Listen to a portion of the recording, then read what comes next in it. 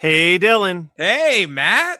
It's Friday. We're doing a Friday bonus episode of the podcast. This is wild. So, a little peek behind the curtain, and we've been clear about this. We've knocked out a lot of recordings throughout the summer. So, a lot of the stuff that you guys have been hearing so far has been banked for a couple weeks now. But we don't get the opportunity to talk about new Christmas stuff, especially in July or August.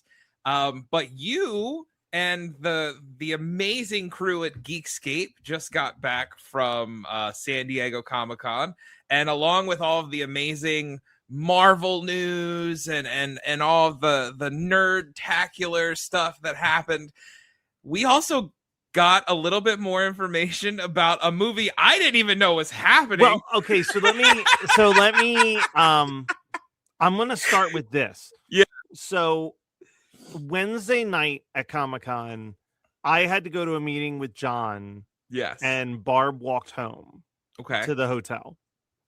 And she sent me a picture and said, "Did you see this?"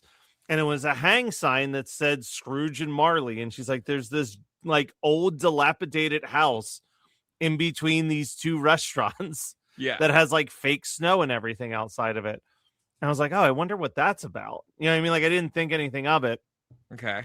So the next day I do the Weird Al panel. Jesus Christ. I'm doing the Weird Al panel, and we're walking back to the convention center because the Weird Al panel was off site at a library nearby. Mm-hmm. And there's this huge crowd of people standing outside of that Scrooge and Marley. And we're like, what the fuck is this? Like, why are there so many people out here? And I thought that they were just like taking pictures because there was a lot of people like cosplaying as the Grinch and stuff like that. So I'm like, there must be like a bunch of cosplayers doing a photo op or whatever. And we just like walk right past it. It's a Christmas cosplayer gathering. Yeah. Well, then you text me the pictures, and it's like probably 5 minutes after we walked past there, Johnny Depp came out of that building in costume. Yeah. And started like, doing his thing with the people. And then it's like, oh, there's this movie Ebenezer. I'm sure I'd heard that this movie was coming. Yeah. But I watched the trailer this morning because you said, let's talk about it. Yeah. And first watch, I was like, I don't really care that it's Johnny Depp. So much of the ad is like the man who played. Yeah. It reminds me of, and listen, we can give him his flowers, sure. It reminds me of in our group chat when we were sent the first trailer for Digger. Yeah. Which was just like, it was literally a Tom Cruise sizzle reel for 3 minutes and then 10 seconds about the movie. Yeah. It is. It's like, oh my God, it's just like Edward the man who performed as Edward Scissorhands. Yeah, exactly. Like, it's like, wow, they're really stretching. But then as the trailer went on and I got past the like, all right, fine, Johnny Depp is playing Ebenezer Scrooge, whatever. Yeah. I was like, wow, this feels like it's really leaning into the ghost and horror aspect. Oh, yeah. Of Christmas Carol. And then I thought, who the fuck directed this? Yeah. Now, hold on. Before you say who directed this? Oh, yeah, I know who directed this. Because you had sent this to me before this footage came out. You sent me this a couple weeks ago that this was in the works. And I forgot. See, that's how quickly I passed information, and then my brain just like about a month ago. I was shocked that we got a trailer for this already. About a month ago, you had brought this to my attention, and I was like, that sounds very weird. And now that I watched the trailer, I'm like, oh, he's just trying to do Tim Burton. Like, that's all. Yeah. This is just like, if you would have shown me this trailer and not told me who directed it or nothing, I would have said, wow, they're doing After Dark Shadows. They're going to try this again. Like, well, we're at the top Tim Burton, Johnny Depp crew back together. Here's what I think, though. Here's what I'm curious about. Okay. I'm curious if Ty West, that's the director, infamous horror director who did like House of the Devil and The Innkeepers and the entire X trilogy. He's the director of this. Yes. I don't know if Ty West set out to make a Tim Burton movie. Yeah. Or if the people who are cutting this trailer are really trying to make people think it's a Tim Burton movie. Okay, I can get. You know what I that. mean? Yeah. Like, you know how like I always forget his name, but the guy who did James and the Giant Peach and Coraline, they like against his will, I feel like they constantly made those trailers feel like they were Tim Burton productions. Yes. Like there are people that still think that Tim Burton made James and the Giant Peach and Coraline. There's still people that think that like Tim Burton owns Leica and made all of those movies as well. So yeah, that's what I mean. Like I think that someone in the because they would advertise like from the man who directed. They wouldn't just say his name. They'd be like, from the man who directed Nightmare Before Christmas. Exactly. And like most people don't know that Tim Burton didn't direct Nightmare Before Christmas. Correct. So they just immediately are like, oh, Tim Burton made this. Yes. Like and that's very much what this feels like. I'm reserving judgment. And again, I think it could be fun. I just we sit here and pick on Burton, but I think you and I would both say that we're fans of some of his work, a lot of his work. The first 10 movies he made, I feel like are all like 5-star films. Yeah. You know what I mean? Like Pee-wee's Big Adventure, basically all the way up till Big Fish, there was only like one miss in that whole batch, and that's the Planet of the Apes movie. Yeah, and I would say like the problem that I have with this trailer is it very much is leaning into the latter half of this Tim is Burton's career. This is Alice in Wonderland. Yeah. This is Charlie in the Chocolate Factory. Very much so. But again, I'm I don't even want to say I'm cautiously optimistic. Yes. I was gonna say excited. This feels like, listen, everybody made a huge deal out of the Disney Jim Carrey Christmas Carol when it was coming out. And I feel like that movie, yes, I hear about it sometimes, but I feel like that movie really came and went and doesn't get talked about that much. And I feel like this is going to end up the same way. So there was a Simpsons meme. I'm on a Simpsons meme page on Facebook. Shocked. I know, shocking. And there's like a Homer Simpson line where he's like, why would they keep making music after this album came out? It's absolute perfection. And someone made that where it just was the title card for Ebenezer, and then Homer Simpson being like, why would anyone else adapt this Dickens story after Muppet Christmas Carol did it to perfection? Yeah.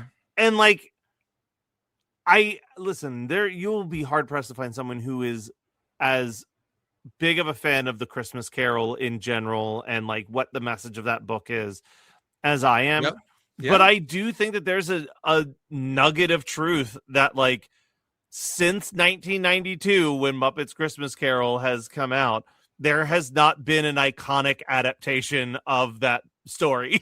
Yeah. Since, you know what I mean? Like they have made many, many efforts. And I feel like all of those efforts kind of the only ones that work are the ones that are like not trying to be a direct adaptation. When you have something like, oh my God, Spirited. You know what I mean? Like Spirited. Yes. Yep. Something that's like a variation of it. The Doctor Who special that we watch. Mm-hmm. Like people who take the basic concept of what the Christmas Carol is and modernize it, I think works better than being like, all right, here we go. We're doing Victorian Christmas all over again. And we've got another actor playing Scrooge. Because like, I don't know. I don't think that there's enough new things to tell in the story. I am interested in, is Ty West really gonna take everything he's done with horror and really lean into the ghost scary, like the scariness of the ghosts? That would be nice. I again kind of going back to that Disney take. What I liked about that one is it did get dark. That movie is kind of genuinely creepy in certain aspects. So I really do hope that he takes that and uses that within this film. It is interesting that it is called Ebenezer instead of A Christmas Carol. This trailer scares me. Like the reason this trailer scares me is because of what we've already talked about, where we're like, again, the character of Scrooge is the main character of this. It's all about him, but I just feel like I don't know, man. Once you kind of join the Kevin Smith universe, As much as I love Kevin Smith, I'm not holding Johnny Depp in makeup in a high regard as much as I used to. Wait, you weren't charmed by his performance and Yoga Hosers and Tusk? Yeah, right? It's just weird. I don't know if in 2026 this is the type of trailer I needed of a like I thought we kind of moved on from this. But can I talk about the one thing that is giving me a little bit of hope that it is what we're talking about and we're going to get way more of a scary ghost story than necessarily a fully heartwarming Christmas story. There's one moment in the trailer where I went, ugh, and it appears to be the ghost of Christmas Past. Who talking to him as a child. Yeah, and like wiping away his tear, but it's a creepy fucking ghost design. Oh yeah, that they have. So I'm like, all right, maybe they're really leaning into like all of these ghosts are rotting away. Like maybe it's going to be kind of the next logical progression of where Scrooged was, right? I hope like, so. So I don't know. I mean, I'm going to see it. Oh yeah. But man, can I tell you something? We have to talk about this like the week it drops. For sure. But I gotta confess something, and this is not something I often confess. I really fucking hope that this goes straight to streaming and isn't a theatrical release, because I don't want to watch. Like, there are so many movies I want to watch in the theaters. I'm like, I don't want to watch this shit in the theater. Like, I want to watch this on my couch. Yeah. I know that that's not going to be the case. It's definitely, they're putting out trailers and doing a Comic-Con thing. Like, this is going and theatrical. It literally says only in cinemas, so unless they make a pivot. But we can't wait. If we were anybody else, we could wait. But I have a feeling with the way movies are now, this hits theaters in November and it's streaming by the week of Christmas. Probably. I was shocked to see that Masters of the Universe is already streaming. I was like, didn't that come out like a month ago? Yeah. I mean, Obsession is streaming too. Like, but Obsession I know I saw in like the spring at least. Yeah. Like, it's absolutely insane, man.